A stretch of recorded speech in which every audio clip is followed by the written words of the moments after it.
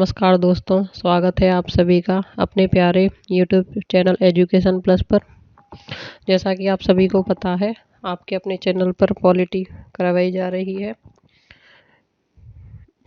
इस वीडियो में आप देखेंगे अनुच्छेद 32 को डिटेल में बताया जाएगा। अनुच्छेद 32 चलिए शुरू करते हैं। अनुच्छेद 32 को संवैधानिक उपचारों का अधिकार भी कहा जाता है। इसको ऐसे भी लिख सकते हो आप, संवैधानिक उपचारों का अधिकार प्रदान करता है। सामान्यतः शब्दों में मूल अधिकारों के संरक्षण का अधिकार स्वयं में ही मूल अधिकार है। यही मूल अधिकारों को वास्तविक बनाती है।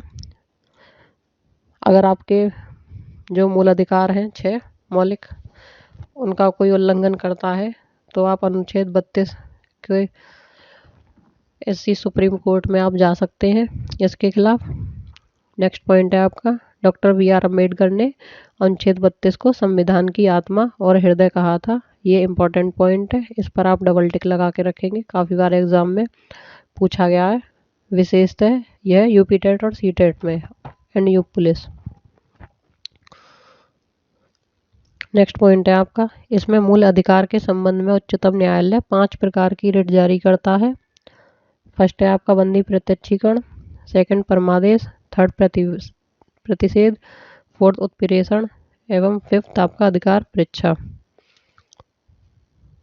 अनुच्छेद 32 का उद्देश्य मूल अधिकारों के संरक्षण हेतु गारंटी, प्रभावी, सुलभ और संक्षेप उपचारों की व्यवस्था है।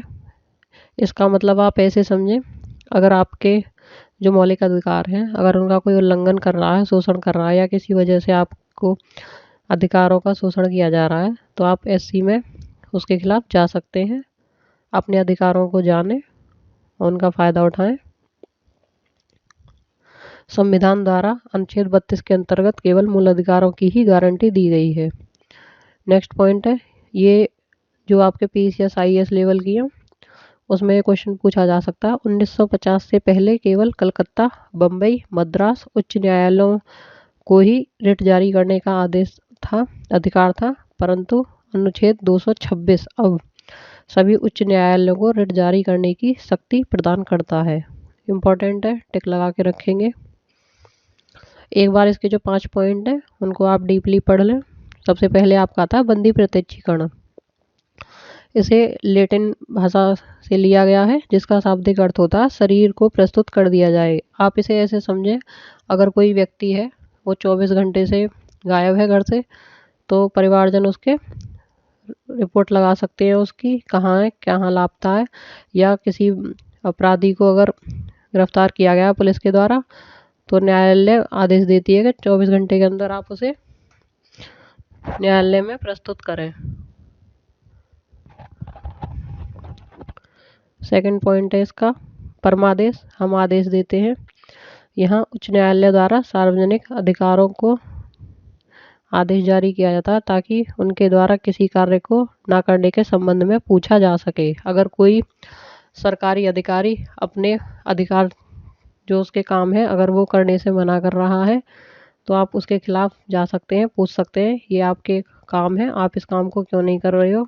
आप ऐसे समझें, जैसे कोई भी सार्वजनिक पद पर बैठा व्यक्ति है, जैसे जाति प्रमाण पत्र हुए, या तहसील में कोई बैठा हुआ व्यक्ति है, खतौनी वगैरह निकलवाने के लिए अगर मना कर रहा है, या किसी डिग्री कॉलेज में जो सरकारी होते हैं, अगर कोई व्यक्ति अपना काम नहीं कर रहा है, तो आप उसके खिलाफ जा सकते हैं। जो उच्च न्यायालय है उनसे पूछेंगे आप क्यों काम नहीं कर रहे हैं।